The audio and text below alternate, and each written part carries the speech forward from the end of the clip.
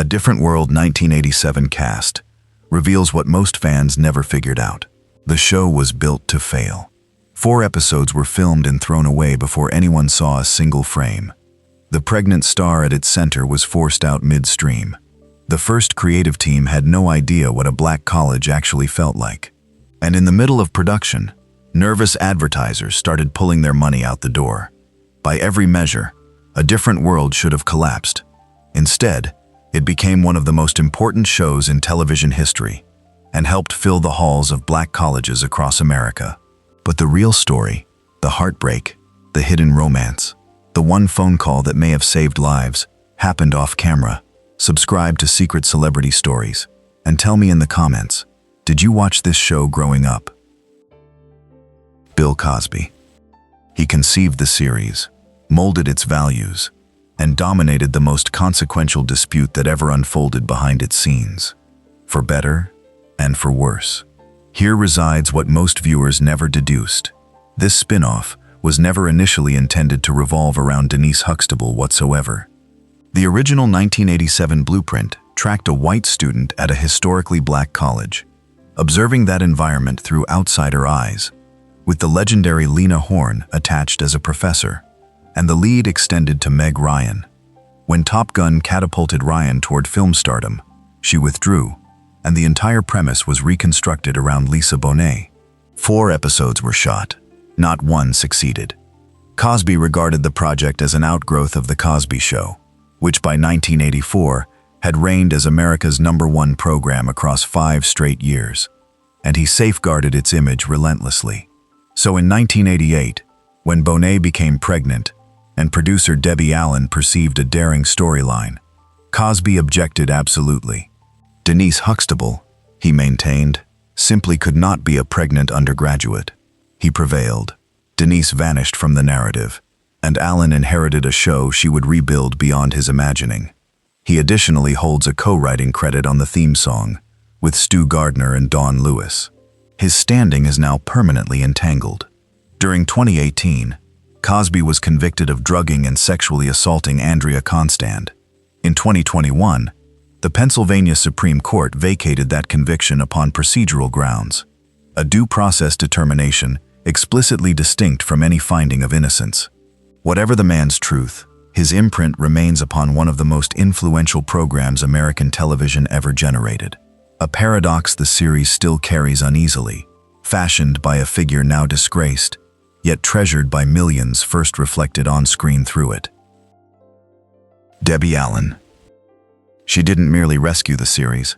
She dismantled everything malfunctioning and erected something wholly new atop the wreckage.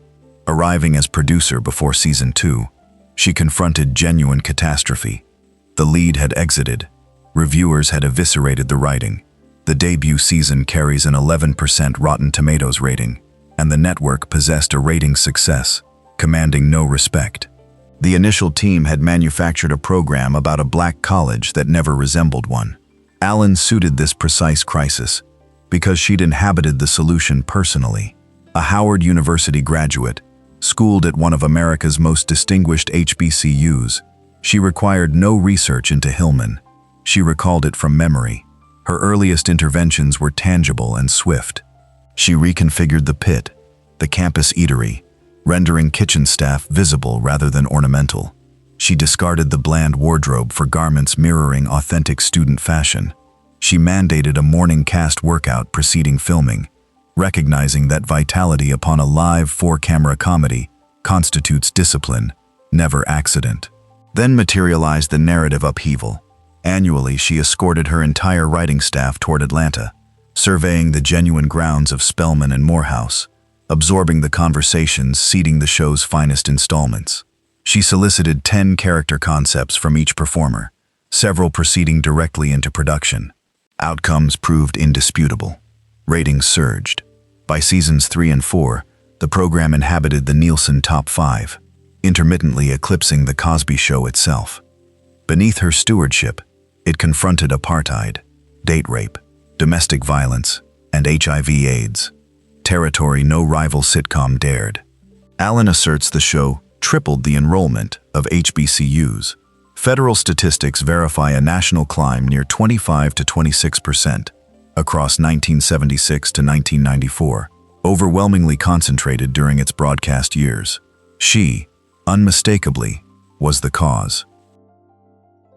Jada Pinkett Smith. She materialized at Hillman as a thorough outsider, compelled to prove herself entirely from zero, despite already being a star in formation. Jada Pinkett Smith enlisted at the opening of Season 5 in 1991, portraying Lena James, a streetwise, high-octane freshman from working-class Baltimore. The role was, per her own confession, an extreme version of Jada, as she relayed to a podcast in 2024. Yet the cadence of a veteran production wasn't simply gifted her. The nucleus cast had collaborated since 1987. 4 years of private jokes and unspoken professional shorthand, no newcomer accesses immediately. They were kind of like, "All right, earn your stripes," she remembered. And she did precisely that. She surfaced across 46 episodes during the show's concluding 2 seasons. Lena's Baltimore origins lending Hillman a gritty candor, counterbalancing the Southern refinement and scholarly intensity surrounding her. The part hugged her actual upbringing closely, a young woman locating her footing between the world that raised her and the world college steered her toward. It constituted her inaugural significant breakthrough, which she converted into a springboard. Forward came Menace to Society in 1993, Set It Off in 1996, The Matrix Reloaded in 2003, and Girls Trip in 2017. She evolved into a film luminary, a producer, and a daytime host. And here arrives the circular moment scarcely anyone anticipated. During March 2026, she verified upon Instagram that she's resurrecting Lena James for the forthcoming Netflix continuation, publishing an image of her trailer entrance bearing 2 words, "She back." After more than 3 decades, Hillman is summoning her back to the campus where she once had to earn every ounce of belonging. Whoopi Goldberg. She placed a solitary telephone call, and that call may have contributed toward rescuing millions of lives. Throughout 1991, Debbie Allen resolved to attempt what no network comedy ever had, an entire episode squarely confronting the HIV/AIDS crisis. She'd battled an entire year securing it. The narrative centered upon a Hillman student, embodied by Tisha Campbell, disclosing during a class assignment that she's HIV positive, having acquired the virus from a former partner. Her classmates' response, terror, cruelty, ostracism, was engineered to reflect precisely how America was then treating real individuals living with the disease. The network grew anxious. Then advertisers discovered the subject matter, and prominent sponsors commenced withdrawing funding. The installment, christened "If I Should Die Before I Wake," faced authentic cancellation before broadcast. Allen had never previously been compelled to display a script to any advertiser throughout the run. Now she observed the financing evaporating instantaneously. Her remedy was contacting Whoopi Goldberg. At that juncture, Goldberg ranked among the planet's foremost stars, an Academy Award recipient whose participation in any venture instantly certified its importance. Allen telephoned personally. Goldberg consented without a flicker of hesitation, materializing as Dr. Jordan, the professor whose classroom exercise prompts the student's revelation. Her involvement furnished the network sufficient courage to resist the sponsor pressure. The episode transmitted in April 1991. Despite forfeited advertising, it became the highest-rated installment across the show's complete history. During a 2024 reunion, Allen told her, "It made it possible to save millions of lives. That you said yes." Goldberg answered simply, "I remember that. One affirmation. That was the entire price of doing something genuinely right." Lisa Bonet. The whole enterprise was constructed around her, and the instant she departed, it transformed into legend, though never along any path anyone designed. Lisa Bonet had already devoted 4 seasons to The Cosby Show as Denise Huxtable, the effortlessly stylish, softly defiant daughter, recognizable to countless households. So when NBC commissioned this spin-off in 1987, the strategy appeared impregnable. Trail Denise toward Hillman College, slot the program into the coveted window between The Cosby Show and Cheers, and harvest the ratings. Harvest them it did. Caliber refused to accompany them. Pupils were never depicted studying. The campus rang hollow, and the scripts conveyed almost nothing genuine regarding black collegiate existence. Despite occupying the Nielsen Top 5 purely via positioning, that premiere season absorbed among the cruelest critical batterings any successful program has weathered. Then arrived the development nobody braced for. During summer 1988, Bonet and her spouse, musician Lenny Kravitz, revealed they were expecting. Allen envisioned revolutionary television. Cosby envisioned Jeopardy toward 4 meticulously assembled seasons of wholesome branding. His stance was unyielding. Bonet might be pregnant privately, but Denise Huxtable could not be pregnant on screen. Lacking any compromise, Denise was excised, rationalized, as having withdrawn and gone home. She surfaced within merely 23 of the eventual 144 episodes, her final weeks reportedly strained and uncomfortable. And here resides history's quiet irony, the connection most fans never traced. The infant at that conflict's epicenter was Zoe Kravitz, who matured into one of her generation's most celebrated performers. The pregnancy terminating one Hollywood chapter silently delivered another luminous talent into the world, rewriting the ledger in a way no executive could have predicted. Marissa Tomei. She was slotted into a part another actress had already accepted, upon a program nobody had yet decoded, portraying a character the writers perpetually struggled to define, and somehow she exited the entire affair without a trace of regret, preceding the version audiences cherish. The concept was something altogether different, constructed around a white female student at a black college, an outsider, seeking footing within an institution built for a community not her own. The framework featured Lena Horne as a professor, with Meg Ryan installed as the lead. Then Top Gun erupted. Ryan's cinematic trajectory accelerated, and she withdrew before cameras rolled. Everything pivoted toward Denise Huxtable, and Marissa Tomei was positioned as Maggie Lawton, Denise's white roommate, no longer the centerpiece, now a supporting figure. 4 episodes materialized with the founding team. None merited airing.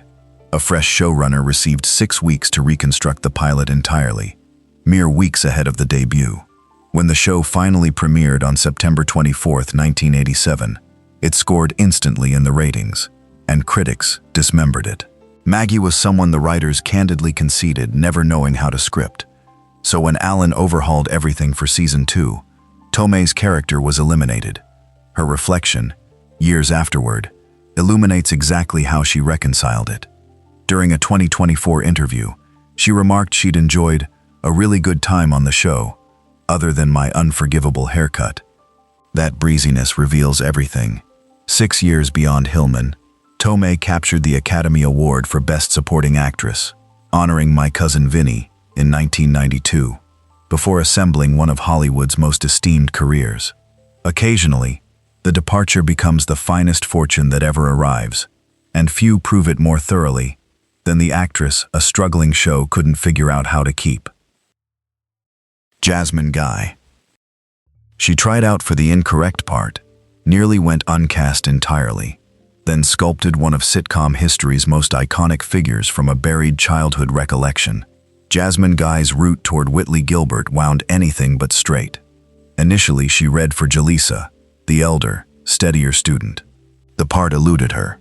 Dawn Lewis claimed it. So Guy returned, attempting Whitley, and encountered a separate obstacle. She possessed no template for a Southern belle. Raised in Atlanta, she'd never absorbed that mannered patrician affectation the role demanded. So she invented one, excavating her third-grade instructor, a woman named Mrs. Pinkard, whose theatrical accent had reliably amused everyone. That impersonation became Whitley Gilbert's indelible voice. The character harbored authentic dimension beneath the comedy, by no coincidence. Head writer Susan Fales Hill modeled Whitley upon her own existence. Daughter of a dazzling Haitian actress and an affluent Italian businessman, traversing Harvard while sensing she fit nowhere, too privileged for some, dismissed as acting white by others. That specificity elevated Whitley far above mere spoiled debutante. What Guy and Kadeem Hardison forged became the program's emotional machinery from season 2 forward. Their rapport, incisive, quarrelsome, tender, ultimately amorous, is precisely what coaxed audiences back week upon week. Guy collected 5 Nanakip Image Award nominations. Afterward, she appeared in The Vampire Diaries, helmed theater, and embraced activism.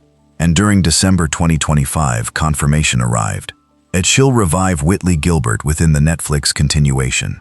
3 decades onward, the persona she assembled from a childhood voice strides back onto Hillman's grounds, vindication for an actress who almost lost the role that ultimately defined her entire career, and who now returns to it, carrying 30 years of life Whitley never got to live on screen.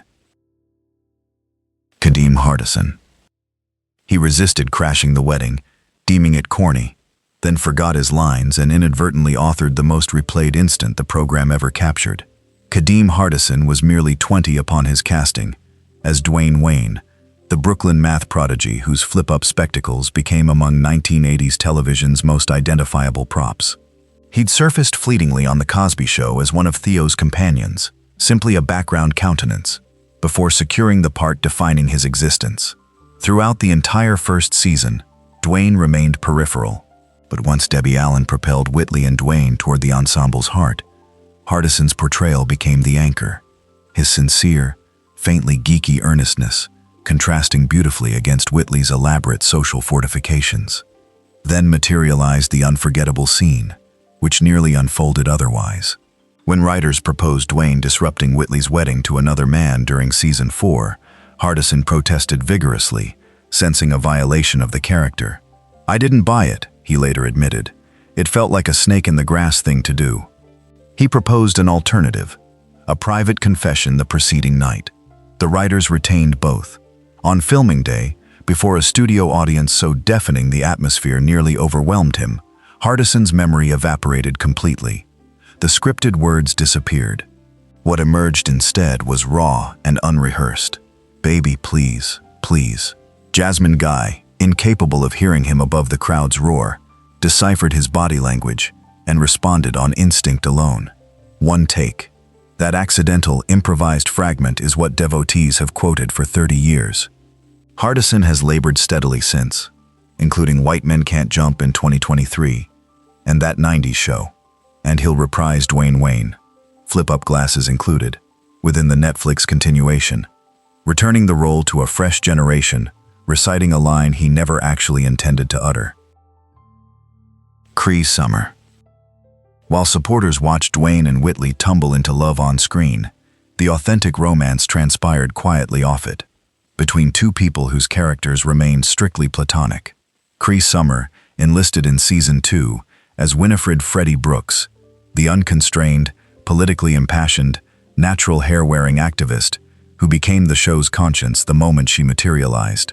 Across 122 episodes spanning 5 seasons, her Freddie helped codify the visual and ideological vocabulary of Black campus activism for a whole generation. Born Cree Summer Franks on July 7, 1969, in Los Angeles, she descended from Canadian actor Don Franks and a Plains Cree First Nations mother. That blended ancestry granted her an intimate grasp of identity and belonging, the precise themes Freddie radiated with such credibility. And here resides what spectators never knew. Beyond the cameras, Summer and Kadeem Hardison shared a sincere romantic bond throughout the production's lifespan. A profound friendship preceded it, the singular closeness germinating among people consuming nearly every waking hour upon identical soundstages, before flowering into love across the show's zenith years. They preserved their friendship afterward, and scrutinizing the season 5 opening credits attentively, you'll glimpse a brief, genuine kiss between them, an unguarded fragment the editors deliberately preserved. Departing Hillman, Summer assembled one of the most extraordinary voice-acting careers Hollywood has witnessed, exceeding 100 characters, including Susie Carmichael in Rugrats and Princess Kida in Atlantis, The Lost Empire. She surfaced later in Abbott Elementary, and she'll return as Freddie Brooks within the Netflix continuation, a character the world, 35 years onward, remains genuinely unfinished with, still hungry to learn where her restless conscience landed, and few cast members carry a secret quite as tender as the one hidden in that single frame of the credits. Sinbad, preceding the sold-out arenas, preceding Jingle All the Way, preceding the HBO specials manufacturing his fame, he was plainly the funniest individual upon a soundstage already crowded with funny individuals. David Adkins, recognized universally as Sinbad, enlisted as Coach Walter Oakes, the warm-hearted gym instructor and dormitory director functioning as the moral compass of Hillman's student existence. He appeared throughout 77 episodes across the opening 4 seasons, his presence, genial, thunderous, larger than life, supplying a comedic anchor, balancing the keener wit encircling him. What devotees never realized is how obscure he genuinely was upon casting. His complete television portfolio amounted to a lone Cosby Show episode, plus scattered appearances on Red Fox's program. This series constituted his authentic breakout, the platform finally exhibiting nationally what he could accomplish. He exited following season 4, chasing stand-up and cinema full-time, the wager rewarding him almost instantly. Houseguest in 1995, Jingle All the Way, beside Arnold Schwarzenegger, in 1996. His 1994 HBO special, Brain Damaged, became among the decade's most viewed. He hosted It's Showtime at the Apollo, fortifying his reputation as among his generation's most instinctively gifted live entertainers. Then, during 2020, Sinbad endured a severe ischemic stroke that immobilized his entire left side. His family guarded the condition privately, almost 2 years amid intensive rehabilitation. He has subsequently spoken courageously about gradually relearning to walk, vowing to his admirers that he'll reclaim the stage. His perseverance has summoned an enormous surge of affection from supporters and from the castmates who watched him construct his livelihood at Hillman, 1 episode at a time. The unknown gym coach who walked onto that set with almost nothing and walked off it a star. Dawn Lewis.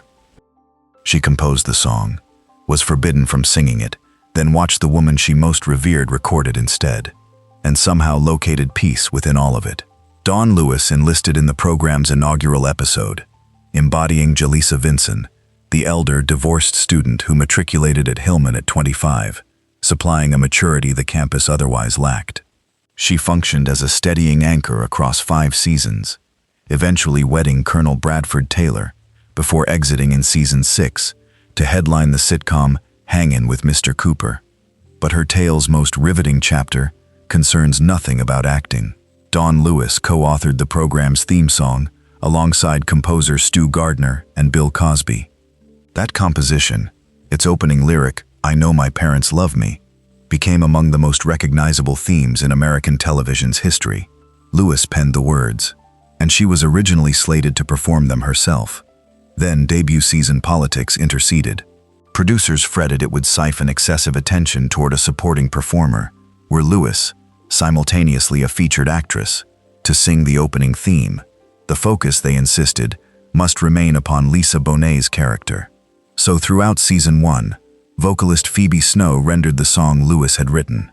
When Debbie Allen assumed control for season 2, she contacted her intimate friend Aretha Franklin personally, who performed the theme across seasons 2 through 5.